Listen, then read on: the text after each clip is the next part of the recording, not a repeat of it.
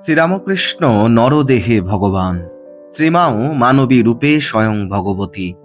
ষোড়শী পূজার মাধ্যমে শ্রীরামকৃষ্ণ মায়ের সুপ্ত দেবীত্বকে জাগ্রত করেছিলেন। দেহধারিণী আদ্যাশক্তিকে যেন তার স্বরূপ সম্বন্ধে সচেতন করে দিলেন, যাতে অদূর ভবিষ্যতে তিনি বিশ্বজননী হয়ে তার লোককল্যাণ ব্রত সম্পূর্ণ করতে পারেন। দেহত্যাগের আগে ঠাকুর স্পষ্টভাবে মাকে সেই দায়িত্ব দিয়ে গেলেন। কাশীপুরে ঠাকুর যখন ক্যান্সারে অসুস্থ, তখন মাকে একদিন অনেকটা অনুযোগের সুরে বললেন, হাগা, তুমি কি কিছু করবে না? নিজেকে দেখিয়ে এই সব করবে?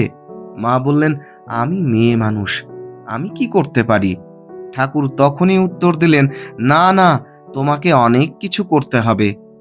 কাশীপুরেই আরেকদিন ঠাকুর মাকে বলেছিলেন, দেখো, কলকাতার লোকগুলো যেন অন্ধকারে পোকার মতো কিলবিল করছে, তুমি তাদের দেখো। মা আবার বললেন, আমি মেয়ে মানুষ, তা কি করে হবে? ঠাকুর সে কথায় কান না দিয়ে বললেন, এ আর কি করেছে, তোমাকে এর অনেক বেশি করতে হবে। এর আগেও ঠাকুর একাধিকবার মাকে বলেছেন, শুধু কি আমার দায়, তোমারও দায়।